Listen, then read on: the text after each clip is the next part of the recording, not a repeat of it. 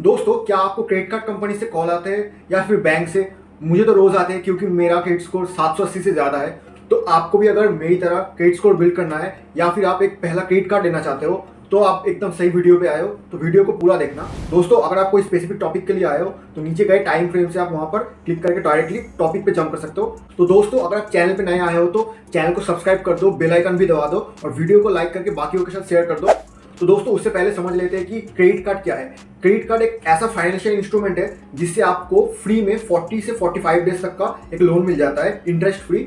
लेकिन ये एक लोन है दोस्तों, तो अगर आप टाइम पे इसको वापस नहीं कर पाए तो आपको लगेगा penalty with 40 to 48% yearly charges. जी हाँ, क्रेडिट कार्ड पे चार्जेस बहुत ही ज़्यादा है, इंटरेस्ट भी बहुत ज़्यादा है, तो आपको ऑलवेज टाइम पे पेमेंट करना है। तो दोस्तों, अगर आप 18 या 19 साल के हो, आप अभी कॉलेज में आए हो, आपको एक क्रेडिट कार्ड चाहिए, लेकिन अगर आपने पहले कोई लोन या क्रेडिट कार्ड नहीं लिया है, इसका मतलब आपका कोई भी सिविल स्कोर अभी भी जनरेट नहीं हुआ है।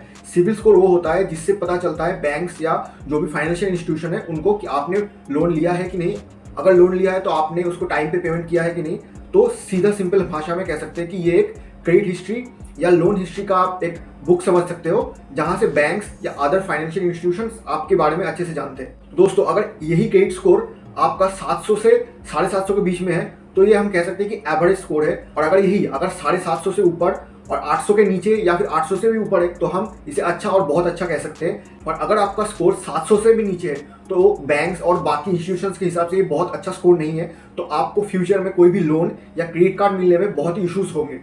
तो दोस्तों, अभी दो सिनेरियोज है कि आपने कभी भी पहले लोन नहीं लिया है और आप पहले लोन लेके उसको टाइम पे पेमेंट नहीं कर पाए, इसलिए आपका क्रेडिट स्कोर बहुत ही खराब हो गया है। तो दोनों ही केसेस में सबसे बेस्ट सोल्यूशन है कि आप एक एफडी बेस्ड क्रेडिट कार्ड से शुरू करें। जी हाँ, तो दोस्तों, जो भी अपना पहला क्रेडिट कार्ड लेना चाहते हो या फिर क्रेडिट कार्ड लेके अपना क्रेडिट स्कोर को अच्छे से बिल्ड करना चाहते हो या उसको ठीक करना चाहते हो, तो आपके लिए बेस्ट रहेगा FD based credit card. Market में अभी बहुत सारे FD based credit card provide करने वाला कंपनीज है। दोस्तों, मैंने खुद भी पहला क्रेडिट कार्ड वन कार्ड का लिया था। इस पे आपको कोई भी इनकम दिखाना नहीं पड़ता है, आप जीरो इनकम पे भी सिर्फ एफडी करके आप ये क्रेडिट कार्ड ले सकते हो। अभी मिनिमम 5000 हो चुका है वन कार्ड पे एफडी। यही अगर सुपर मनी ऐप्स पे अगर जाओ तो वहां पर आप 1000 रुपए से भी कोई भी एफडी करके अपना पहला क्रेडिट कार्ड ले सकते हो। तो दोस्तों, अगर आपको दूसरे ऑप्शंस चाहिए तो आप अपने कोई भी बैंक पे जाके उनको कह सकते हो कि आपको एक एफडी बेस्ड क्रेडिट कार्ड चाहिए, तो वो आपको best FD based credit card provide करेंगे। एक बात का आपको ध्यान रखना है कि कोई भी एफडी बेस्ड क्रेडिट कार्ड लो तो हमेशा लाइफ टाइम फ्री ही लो, ताकि आपको कोई एक्स्ट्रा चार्जेस उस पर नहीं देना पड़े। और अगर आप बैंक पे नहीं जाना चाहते हो तो जैसे कि मैंने कहा, आप कोई भी ऑनलाइन पे एफडी बेस्ड क्रेडिट कार्ड ले सकते हो, वो भी बहुत ही सिक्योर है। तो एफडी बेस्ड क्रेडिट कार्ड में एक बात जान लेना बहुत जरूरी है कि आपका जितना एफडी का लिमिट होगा उतना ही आपका क्रेडिट लिमिट भी होगा। मतलब अगर आपने 10,000 का कोई क्रेडिट कार्ड लिया है एफडी बेस्ड, तो आपका लिमिट 10,000 या उससे कम 9,000 तक हो सकता है। तो वो आपको एक बार देख लेना है ताकि आप ओवर स्पेंडिंग ना करो।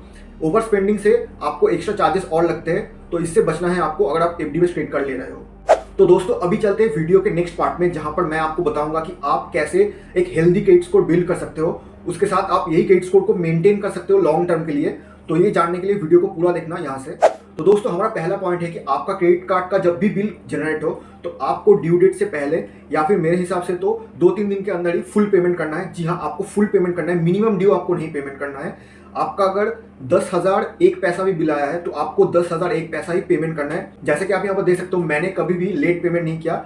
100 में से 100 ही मैंने टाइम पे पेमेंट किया है ड्यू डेट से पहले। और अगर आप कभी भी इस ड्यू डेट के पहले पेमेंट करना भूल भी जाओ तो आप बैंक से कंफर्म कर सकते हो कि वो 1 या 2 दिन का ग्रेस पीरियड दे देता है, तो उसमें भी आपको फुल पेमेंट कर देना है ताकि आपका सिविल स्कोर खराब ना हो। लेकिन अगर आपने इसके बाद भी फुल पेमेंट नहीं किया तो आपका सिविल स्कोर बहुत ज़्यादा गिर सकता है। मैंने तो ये भी देखा कि बहुत लोगों का इसी वजह से सिविल स्कोर कभी भी 700 या 750 के ऊपर जाता ही नहीं। तो आपको ये गलती कभी भी नहीं करना है।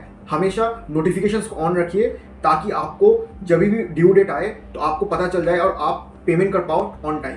तो दोस्तों, एक हेल्दी क्रेडिट स्कोर बिल्ड करने के लिए हमारा दूसरा पॉइंट बहुत ही इंपॉर्टेंट है। तो आपका जितना भी क्रेडिट लिमिट है, मान के चलते हैं कि आपका 10,000 का लिमिट है, तो आपको इसका 30% मतलब 3,000 ही एक बिलिंग साइकिल में यूज करना है। अगर आपने 30% से ज़्यादा मतलब 5,000 या 6,000 खर्च कर दिए तो आप एक काम कर सकते हो कि बिल जनरेट होने से पहले आप उसको पेमेंट करके 30% से नीचे ला सकते हो। मान के चलते आपने 6,000 खर्च कर दिए तो 3,000 का पेमेंट कर दो आप पहले। उसके बाद जब बिल जनरेट होगा तो आपका सिर्फ 3,000 ही बिल जनरेट होगा। इससे बैंक जब आपका सिविल स्कोर भेजेगा तो आपका वहां पर सिर्फ 30% ही यूज दिखाएगा। इससे आपका क्रेडिट स्कोर हेल्दी वे में बिल्ड होता रहता है लॉन्ग टर्म के लिए। और दोस्तों, मैंने वीडियो के पहले भी कहा था कि आपका जितना क्रेडिट लिमिट है उससे ज्यादा आपको खर्च नहीं करना है, क्योंकि अगर आपने 100% से ज्यादा खर्च कर दिए तो आपको चार्जेस तो लगेंगे ही, लेकिन उसके साथ ही उसी दिन से आपका इंटरेस्ट भी चालू हो सकता है। ये बैंक टू बैंक डिपेंड करता है। तो अगर आपने 100% के करीब यूज कर लिया है तो पहले ही पेमेंट करके उसको 30% के नीचे लाइए।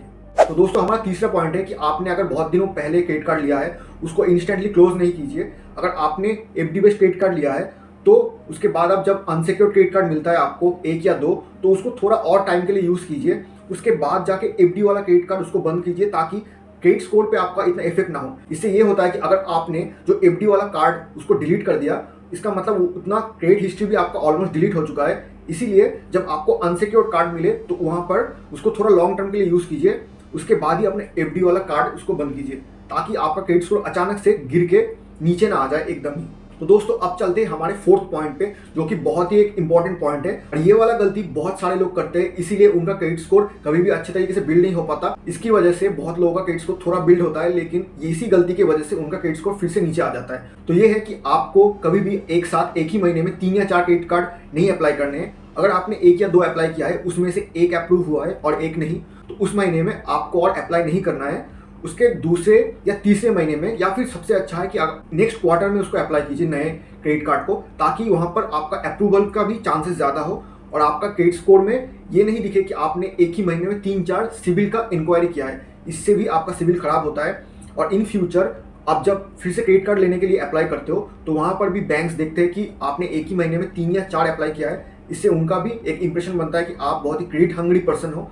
ये एक बहुत ही रिस्की मूव हो जाता है किसी भी बैंक या फाइनेंशियल इंस्टीट्यूशन के लिए। तो आप ये कीजिए कि अगर आपने एक महीने में 1 या 2 अप्लाई कर दिया है, उसके बाद आप सीधा नेक्स्ट क्वार्टर में अप्लाई कीजिए, ताकि वो भी समझ पाए कि आपको हाँ जेन्युइनली जरूरत है, आप इतने क्रेडिट हंग्री पर्सन नहीं हो। तो दोस्तों, एक बोनस टिप भी है इसके साथ। अगर आप क्रेडिट कार्ड अप्लाई करना चाहते हो तो इसका सबसे बेस्ट टाइम होता है एंड क्वार्टर, मतलब जनवरी से लेकर मार्च के बीच में। अगर आप मार्च में ज़्यादा अप्लाई करने जाओ तो उस टाइम पे बहुत सारे बैंक्स बहुत ही अच्छे अच्छे ऑफर्स लाते हैं। मोस्टली बहुत सारे प्रीमियम क्रेडिट कार्ड पे भी आपको लाइफ टाइम फ्री ऑफर मिल जाता है। इससे वही क्रेडिट कार्ड आपको लाइफ टाइम फ्री के लिए मिल जाता है, उस पर आपको कोई एक्स्ट्रा चार्जेस भी नहीं देने पड़ते और आपका अप्रूवल रेट भी बहुत ज़्यादा होता है। इससे आपको एक महीने में 3-4 क्रेडिट कार्ड आराम से मिल सकते हैं। लेकिन ये रिकमेंडेड नहीं है कि आप एक ही महीने में एक साथ 3-4 क्रेडिट कार्ड अप्लाई करो। तो अगर आप अप्लाई करना चाहते हो तो मार्च में जाके आप आराम से एक महीने में 1 या 2 अप्लाई कर सकते हो। उसमें आपका अप्रूवल भी हो जाएगा और आपको अच्छे अच्छे क्रेडिट कार्ड एक बार भी मिल जाएंगे। दोस्तों, आशा करता हूँ इस वीडियो से आपको क्रेडिट स्कोर बिल्ड करने का जो टिप्स एंड ट्रिक्स है वो मिल गया है। पहला क्रेडिट कार्ड कैसे लेना है वो भी आपको पता चल गया है। तो इस वीडियो को ज्यादा से ज्यादा लोगों को शेयर करो जो भी नए क्रेडिट कार्ड लेना चाहते हैं। तो दोस्तों, मेरे बाकी के financial tips and stock market tips के जो वीडियोस है वो देखना मत भूलना और कमेंट में बताओ ये वीडियो कैसा लगा। ऐसे ही और भी financial tips and stock market tips या क्रेडिट कार्ड टिप्स के लिए कमेंट करना मत भूलना कि आपको और क्या जानना है। तो मिलते हैं नेक्स्ट वीडियो पे।